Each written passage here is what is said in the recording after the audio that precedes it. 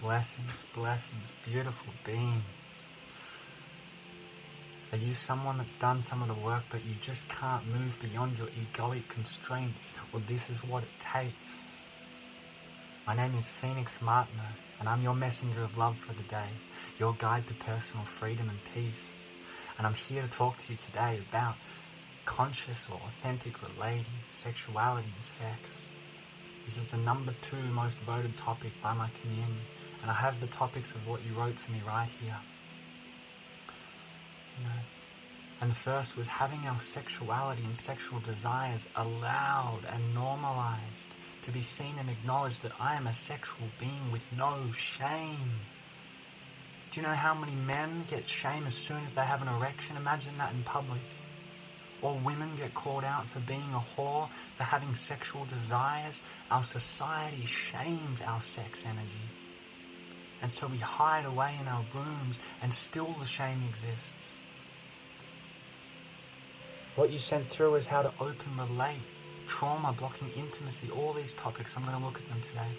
But first, I want to start with a personal story that is so alive, that is so real for me right now. There's a woman in my life right now that opens my heart and opens my sexual energy. And I like her. And I shared this in a men's circle. And another man there shared that he connects with her too. And then when I came back to a space, I saw them connecting.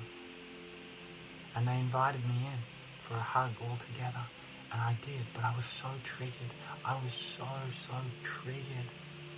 And everything that came up for me in that moment, everything. Yeah. But I ask you, my commitment in life is peace and freedom. My commitment in life is to realize my highest potential. My commitment in life is creative potential, to make what is fixed volatile and make that fixed again, to make connections that I don't normally make. And in that moment, there was a threat to my life. My ego, that some call the Saturn returns, my masculine, my fixed was like, my child wants to hide right now. Because I was in a previous relationship where we separated, my heart was broken, I didn't open my heart for 7 years. I was not in a relationship for 7 years because it was so broken. And I want a journey to open my heart. And then another relationship more recently, the same thing happened. I lost trust in women, I lost trust in men, to close my heart, but I'm so committed to opening my heart. And as a boy, I had a generous, loving spirit, and a memory came to mind in that moment, which is people taking things from me without asking. And there's a memory of me in a sandbox as a young boy, where a boy comes over, I have such a kind, generous spirit, and he takes my toy because he did not recognize the beauty in that moment, so he stole it. And so in this moment, I'm on the couch and we're all hugging. I like this woman, there's another man there. My brain, my whole body is shaking, trying to sort out what's right and what's wrong and what's good and what's bad based on past beliefs. Oh, this guy, I can't trust him. Oh, this woman, da-da-da. Oh, I can't open my heart. I can't trust people. I need to protect my heart. I need to protect myself. This always happens, all the thoughts. And what I know about the subconscious is it will try to talk myself out of it. It will try and make me run away from my own conditions and pain, because in that moment my heart was so heavy. But I know I'm not my thoughts and emotions. If I acted on all those thoughts and emotions right now, I would make them wrong. I would run away. I would make my life maybe easier by running away, but more difficult in the long run, because I will never overcome the insecurities that exist within me, the jealousy that exists within me, the lack of self-worth that exists within me, that doesn't believe that I deserve who I want to be with, and I need to possess and control another person to be in a relationship with them. I am not a stand for that. And in that moment on the couch, there was a conflict between my heart and my ego. My ego is like, I need to run. And I voiced this out loud. I said, hey guys, part of me just does not feel safe and I need to leave. And they held space for that. And my soul knew in that moment there's an ability to expand further. And the man asked the question, is this expansive for you? And I went, I can feel there's an expansion here, but I'm scared. Now that is authentic relating, to have people hold space for each other, to go into the depths of our psyches. And so what did I do as an alchemist? I chose to rise up to heaven, and I went into my own space. And today, to rise up to heaven means to meet the own wise man that exists within me, this feminine aspect, this Venus they want to call, to pacify my dragon, to pacify the jealousy and the insecurity and the attachment that exists within me, so that I can live into my greatness, so I can be the gentle, flowing and powerful ocean that is fluid and transforms with life, so that I can come back to being unconditionally loving in my generous spirit, to love that man, even though there's pain there, because the trauma's come up, nothing to do with him. To love that woman unconditionally and not take love away from her because she has an interest to relate with another man, to continue to love her, and most importantly, to love myself. To be a human being that is unimpeded by my early childhood experiences. And so I make this choice and I fix it again. This is alchemy, from fixed belief to alchemize, to be in my creative potential, to create new pathways and brain pathways, and then to refix, to create a new fixed reality of beliefs that serve me in my highest potential. And I did not ask to enter the world of open relating or polyamory or all these things. It was not something I had an intention. It's just come to me through life. And my beliefs around that, oh, I can't do that, oh, I'm too insecure, oh, I don't want to open, oh, that's too hard. In this moment, I choose no. Life is showing me this to serve me in my highest potential. How am I going to show up? What would love do? How can I be unconditional love and not take love away from a woman or man? Because so many of us as children had our parents take away love from us when they were angry, and in that moment we got wounded. And if I don't do this, I'm just a spiritual person who loves information and awareness and talking about it, tied in my own egoic constraints. But in this moment I made this choice. You can feel the freedom and the peace in me, to enter the real world of magic and creation, where we create, and this is the way out of it. And it's come at the perfect time. It's like the universe is like, Phoenix, you're ready for this. We want you to step into this. We want you to serve men and women in this space. And I know there is so much trauma and intimacy. Couples that are together, but actually when they're in a sexual encounter, they're all up in their head around performance and what does he think of my body and how does this go, and then we're not present there, and then we don't have access to the multi-dimensional layers of orgasmic and sexual life force energy that we can have. The possibilities, a whole room can energetically orgasm, but most of us, it's like, oh, performance issues, oh, premature ejaculation, oh, how do I feel? And look, a woman not opening herself up because she doesn't feel safe to the deepest degree. We're blocked, we're closed, our diaphragms, we can't breathe, our throats, we don't speak our truth. Literally the word tight ass. We literally have tight asses because the stress carries down there and we get all tight in our bodies. And so what is sex? It's divine, it's union. So men, be responsible for your seed. It is the most powerful life force that is available to us. It creates another human being. And women, be respectful of your own wombs, treasure and honor them. And men, honor the womb which gave life to you through your own mother. It is not this thing to be taken of an emotional release or something to conquer. I'm going to conquer this person. It is a divine union. And when we are present and we release the trauma from our system, there can be tears. We can look into each other's eyes and experience the sacred divine union, and experience an energetic flow and release that nourishes you, does not deplete you. Because when men, you keep giving out your life force and you're like, oh, dead and tired, that is your life force.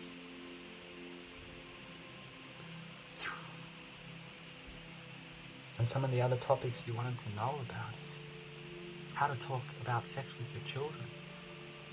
First, learn about sex within yourself, learn about your own sexual energy, and learn to master it as a creative life force that you can use as energy in your daily life. Use as energy in your daily life to create. Sexual energy has nothing to do just with sex. It is an energy that I can feed on. It's the most powerful life force. Think about it. It's trying to create a baby, a new human being. It is so potent. So learn to master it. Breath, movement, sound. Move. This is the world of Tantra. And then you can talk with your children about it. And the psychological stuff that happens, I tell you right now, when a father is attracted to the moment his daughter steps into puberty, there's this weird thing that happens, and we're like, oh, a father's like, oh, that's bad, don't be attracted to your own daughter. So they take away, and that woman energetically may not be conscious to it, but she will, as a young girl, go, that's bad. And vice versa, a mother with a son, when a mother's attracted to the son as he's going through puberty, this is just the psychology of being a human being, people. This is just what happens. And they take away, the boy's like, oh, shame. And then he goes and masturbates to porn, and he's getting his whole mind polluted by pornography. Wow, and that's how we learn how to relate. And then he hides in shame because he's so shameful in his room with all his tissues. There is so much behind this. There is so much we're not taught and we don't learn about this. All those encounters you've had where you've had sex and you felt icky after, within my own life, I will not be intimate with someone unless all my energy centers are in this. My mind, we're at an intellectual level. My body feels it. My soul is there. Do you know how many times when I was younger and I would drink alcohol and go out because I needed to prove to my own ego that I'm good enough? I needed to conquer a woman's to prove to my mates and myself I'm good enough? No more. I will not allow myself to progress something unless my soul is in that. Otherwise, I'm out of alignment. I feel icky after. Treat it as a divine union. And this is liberation, everyone. This is liberation of our voice, our hearts, our bodies, our souls. And a man, I know one of you put in there, let's talk about sex toys for men as self-pleasure. Let's talk about that. One of our G-spots, man, is in our anus. But we got so many stories about that, right? Like, oh, this and gay and homosexual and oh, da-da-da-da-da. There is so much trauma in our anus. There is so much that needs to be liberated. There's a thing, men, called a lingam massage, where you get your penis or your phallus massaged, and it has nothing to do with ejaculation. It is to heal trauma in your body and the shame that you carry around your own penis, the size of your penis, what it looks like, everything, to release trauma. To teach your body that you can be nourished, have your sexual arousal come through and be nourished, yeah, and not depleted. That's what a lingam massage is for. Go look it up. Yeah. And on this topic too, cheating, everyone.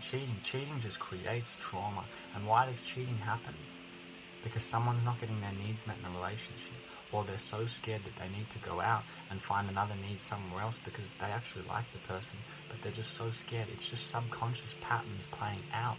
And the key to addressing this is communication, but most importantly, an individual living in their truth. Not being in a relationship because they feel they have to, but this relationship is actually nourishing.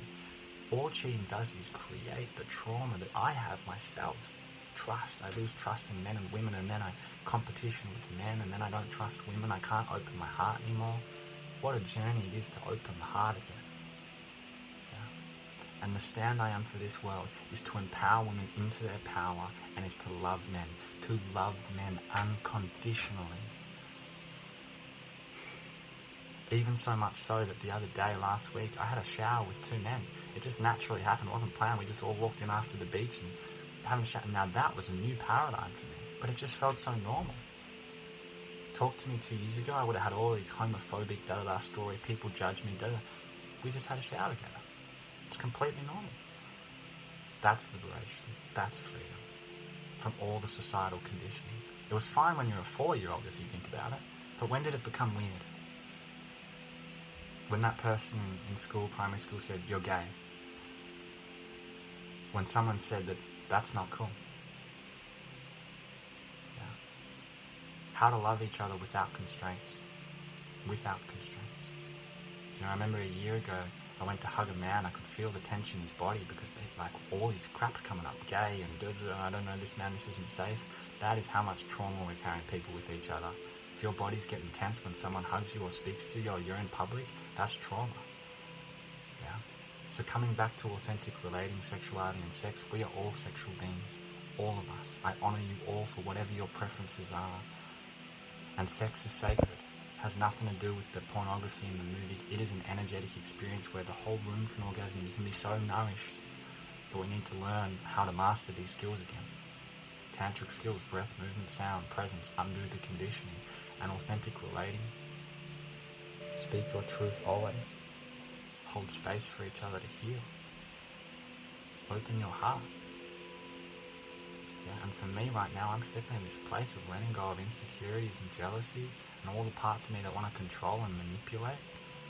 Why? Because I got a scared little boy in me We've got to deal with that. We've got to alchemize that. We've got to rise that up to heaven so that everyone can be free, so that I choose to be in a relationship with a woman who can be completely sovereign and free and doesn't have any energetic experience of attachment from me or neediness or me trying to control her. And I guarantee you most relationships in the world, people are suppressed. That's why women initiate so many divorces later in life, 70%. Because we're so suppressed for life, and then the kids come along, we give all our attention to the kids, but we've lost ourselves.